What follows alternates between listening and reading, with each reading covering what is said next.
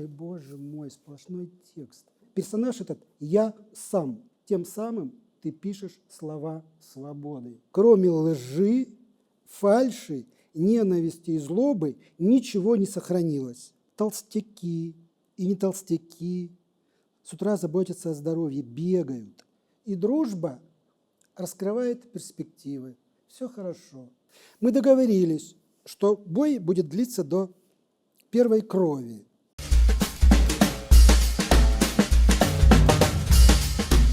Хорошо бы рождаться сразу со смыслом жизни, чтобы не надо было наполнять ожидания тем, чего в тебе нет и что приходится искать.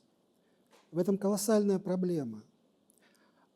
Однажды, когда сознание раскрывается навстречу жизни, ты пугаешься этого раскрытия, потому что оно действует на тебя метафизическим волшебством. Тебе никогда этого не было, и вдруг ты встречаешься с тем, что называют жизнью. Это приводит в оторопь и восхищение. Это удивительнейшее состояние. Сознание раскрылось в тебе. Если тебе повезло, и ты находишься там, где должен находиться, а именно в кружке рисования, и рисуешь детали жизни, ты на своем месте, потому что жизнь словно бы предназначена для тебя, и ты не озабочен ее поиском. Это состояние восхитительное. Вот это и есть наполнение ее содержанием. Но ты не знаешь, что восхождение по ступеням будет непростым. И однажды из детского кружка рисования ты оказываешься в средней школе, в училище, и понимаешь, что все не так однозначно, и жизнь не столь ласково принимает тебя. А канцелярия, которой организовано училище, несколько холодна и неприветлива. Но есть замещение, а именно друзья, которые подсказывают тебе, где искать содержание, как его переживать, чувствовать и раскрываться навстречу ее объятиям. Ты влюбляешься в друзей, влюбляешься в смысл, который они несут вместе с собой. И дружба раскрывает перспективы. Все хорошо.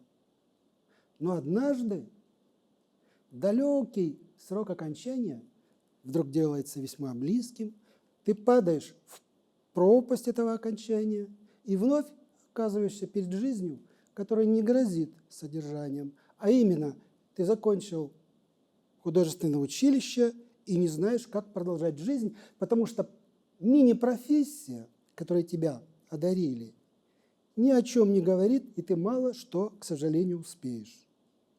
И тогда ты опираешься на те навыки дружбы, которые вселяют в тебя уверенность и возможность продвигаться по перспективе жизни дальше. Но приходят времена еще более неожиданные и суровые, и самым чудесным образом тебя арестовывают, и ты оказываешься в застенках.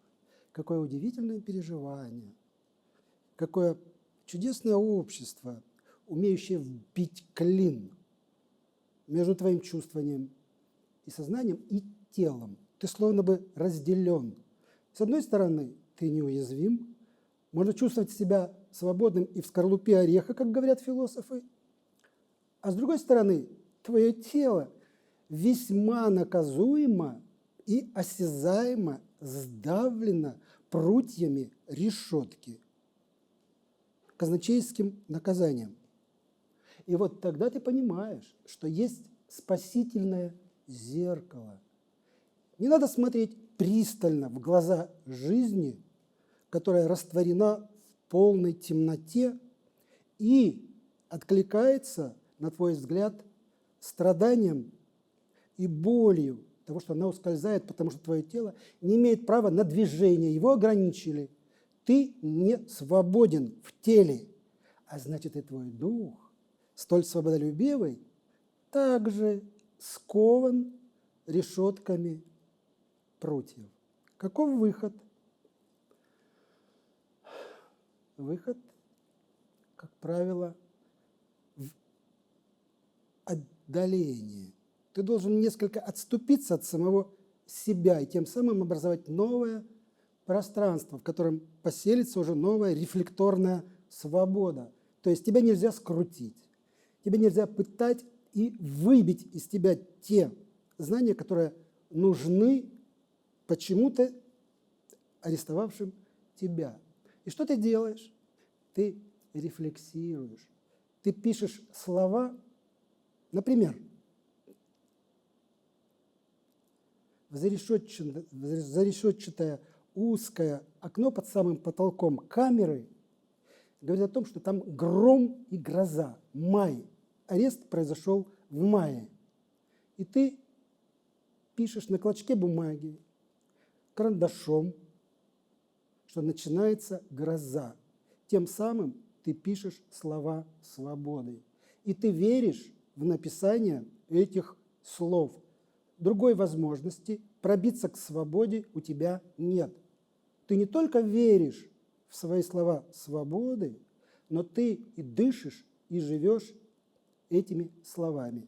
Так начинается твой подлинный текст, который будет сопровождать тебя всю жизнь, потому что он добыт кровью горечи и страдания, и неверия в то, что тебя могут скрутить и обескровить почти полностью. Ты кричишь, будучи безмолвным, и страдаешь, будучи не завершенным, а только начатым жизнью.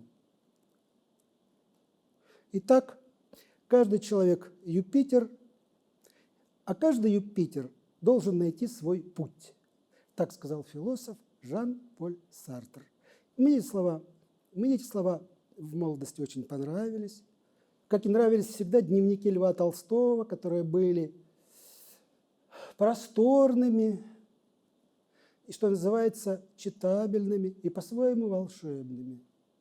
То есть, когда ты вычитываешь чьи-то слова о том, что они тебя формируют, ты веришь в них, как Святое Писание. Вот таким же образом ты пытаешься создавать и свои слова. И начинается текст, который тебя уже никогда не оставит.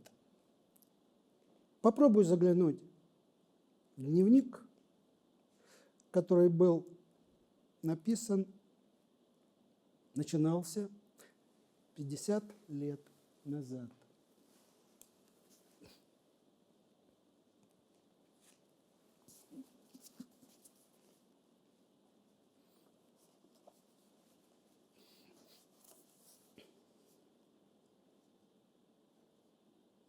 Я подсматриваю, а не смотрю. Да лучше бы ты смотрел, а не подсматривал. Смотреть мне приятно на тебя, только не была бы ты ворчливой. Я думаю, ты научишь меня смотреть на мужчин с такой же точки зрения. Ну вот и хорошо, наконец-то в кого-то по-настоящему влюбишься. Хорошо бы. Несправедливый вывод. Ты переспишь с Ирой, или это не зависит от твоих бестолковых рассуждений? А от чего это зависит? Ты много об этом пишешь. Маленькое доказательство тому. А большое?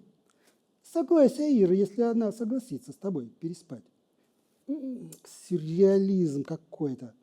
А ты разве не сюрреалист? Нет. Вильгельм, у тебя, конечно, замечательный, это Ира говорит Наталье, Истина не отрицает себя и потому не имеет противоположности. Жизнь и есть истина. Ты просто не понимаешь меня. Я с наигранным отчаянием. Наоборот, я тебя слишком понимаю. То есть, странно. Я читаю эти строки, как строки какого-то вымышленного романа, который может развиваться по своей прихотливой дороге. И так, и эдак. Ну, мало ли что может случиться с персонажами. Но персонаж этот я сам. И что меня удивляет, что он списан натуралистически с героя, который шагал в тех днях и который изображал из себя, да, я говорю, изображал из себя героя, способного преодолеть мелкие страсти во имя любовных больших событий. И выяснения отношений были очень мучительными. 2 слова. Когда я впервые поцеловался с девушкой, ее имя было Ира, я поцеловался не просто с девушкой, а, ну, позвольте выразиться пафосно, я поцеловался с мировоззрением, я поцеловался с неизбежным. И вот спустя время я влюбляюсь, уже иным образом, когда все мое тело объято пламенем, и я не понимаю, что с моим мозгом. Если я однажды целовался с девушкой, как с неким содержанием жизни, то почему мое тело сегодня говорит каким-то новым огнем, который взялся словно бы не из этой жизни, что ли? Я чувствовал себя невероятно виновным и не знал, как уйти от этого. Я страдал. И мне казалось, что ответом на страдание может быть только написание какого-то чудовищно громадного романа, который во все уголки моей души заглянет и объяснит, что я прав и вины у меня нет. Но я не мог лишить своего присутствия в судьбе Ирины тем, чтобы признать это нормальным. Я мучился и мучил Наталью. И немного этого текста как раз мы зачерпнули сейчас, когда читали. И что удивительно, что это не только литературный мотив, не только часть вымышленной истории, но кровь и плоть моей тогдашней жизни. И меня это удивляет, что я сумел найти не приближение к словам, которые открывали бы мою, более объясняли бы ее, но сжиться с ними до такой степени, что мы были уже неразлучимы. И спустя много-много лет я чувствую, что это так. Я прочту сейчас еще маленький текст. Я не знаю, какой, потому что я не открывал эту книгу и не делал закладок. Прокомментирую. Но у меня есть добавление к тому, что я буду комментировать. И для того, чтобы я не ушел от этого комментария, я именно про это и говорю. А комментарий для меня будет очень важным, из чего вы поймете, что речь идет о весьма серьезном.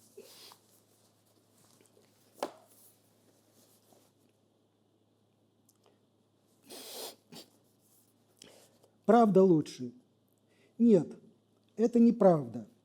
Неправда говорить то, что имеешь на данную минуту. Всегда есть расстояние между настоящим собой и будущим собой. Всегда хочешь быть лучше. Всегда учитываешь характеры и обстоятельства других, когда от тебя хотят слышать правду. То хотят слышать о твоем отношении к себе, о любви. Без этого никакой правды быть не может. К сожалению, не всегда вовремя удается любить. Твоя правда – абсолют. Нет правды, которая не могла бы быть перекрыта еще большей правдой. Ты птица. Я знала, абсолютная правда, ты меня любишь. И это мне помогало, когда ты разбирался с Ирой. Если бы всегда иметь дело с понятиями незыблемыми, я люблю тебя, но даже по твоей правде это скорее идея, чем осуществление. Ссоры, злость, непонимание, подозревая меня, в скобках, и даже будто бы имея на это основание, Ты скорее утверждала, что я не люблю тебя. Ты хитрый. Мне жалко, что ты не остался с ней. Вы подходите друг к другу. Это в тебе от умиления. Это не от умиления. Просто жалко людей. Я имею на тебя влияние. Она не могла тебя развить, не имела на тебя влияния. Дура. Ира прибежала в 6, я пошел на работу, успел и так далее. То есть случайно я попал опять же на выяснение настоящего, что приносит боль, и расстояние, которое может немножко умерить эту боль рассуждением, размышлением, оправданием, словно бы, того, что ты не виновен в той мере, в какой судьба наложила на тебя обязательства. И теперь вот тот самый комментарий, о котором я обещал. Во времена выяснения отношений в молодости, 50 лет назад, я прятал записную книжку, потому что Наталья вычитывала в ней не то, что мне хотелось бы написать. И по этому поводу были скандалы. Об этом я вычитывал и у Льва Толстого, который прятал записную книжечку в сапог от Софьи. Ну, то есть история, в общем-то, в какой-то мере общезначимая. Итак, в те времена случалось даже, что странички из дневников были вырваны, и гневная, распаленная Наталья упрекала меня в какой-то нечестивости, в том, что я неправильно отображаю реалии действительности, что я очерняю ее, что я веду себя не очень достойно и тому подобное. Все это происходило в те далекие времена, 50 лет назад. Сегодня, когда мы вновь живем на одной территории, и я вижу ту самую Наталью, с которой мы когда-то начинали жизненный путь, и спрашиваю у нее: а читала ли ты уже изданные записные книжки, вот эти самые дневники? И она мне отвечает: нет, дорогой мой, я не только не читала, но я терпеть не могу то, о чем ты пишешь, потому что я заглянула и понимаю, что в них, кроме лжи, фальши, ненависти и злобы, ничего не сохранилось. Вот такое вот отношение к литературному эпосу, к тому, что я считал в себе искренним и неподдельным. Итак, прошло 50 лет, но мы не можем сесть за стол, налить по чашечке чаю и согласиться с тем, что наша жизнь была общей. Не выясняя отношений, мы, тем не менее, продолжаем их выяснять. Каким образом все это устроено, я не знаю. И по этому поводу пишутся новые дневники, новые страницы недоумения. И когда пройдет следующие 50 лет, я вновь буду сидеть на этом месте и также читать их, и вновь удивляться, почему же один человек, любя другого человека, также не понимает об этом, как он не понимал об этом когда-то, когда жизнь только начиналась. Попробуем открыть еще какую-то страничку и прочесть из того, что же происходило в тех далеких днях. Ой, Боже мой, сплошной текст. Может быть, перелистнем? Ой, Бог ты мой. Да. Я не верю, что все это вот так вот, сплошняком. Ой, Боже ж ты мой. Фу ты, Господи. Ладно. Уснул в 3, проснулся в 4:30, не спится.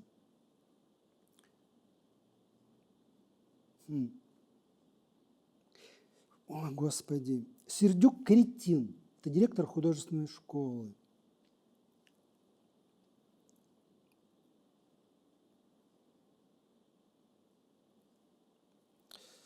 Суздаль, предпоследняя «С». Тепло, облака, рассвет.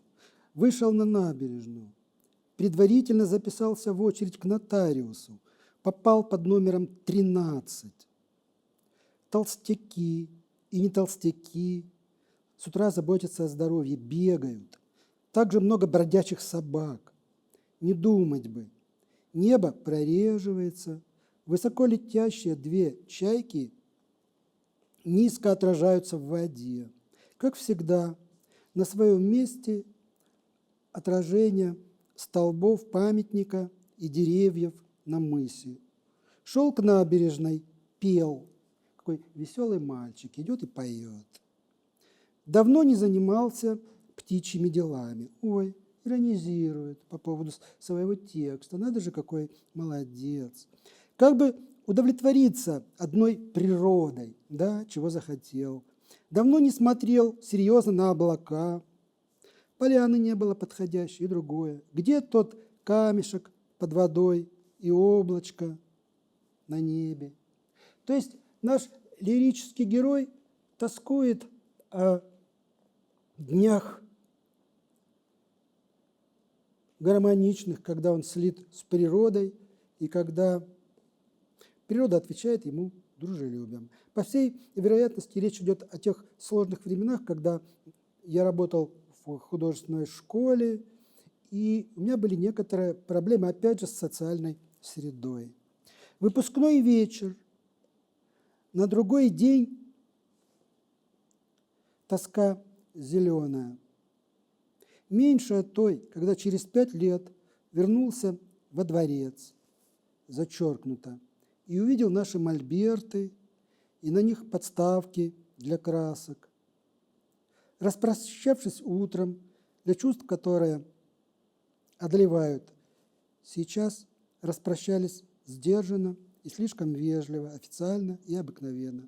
И сразу же разыгралась тоска. Весь день 26 мая 1975 года проносил в горле ком. Хотелось реветь, но сдержался.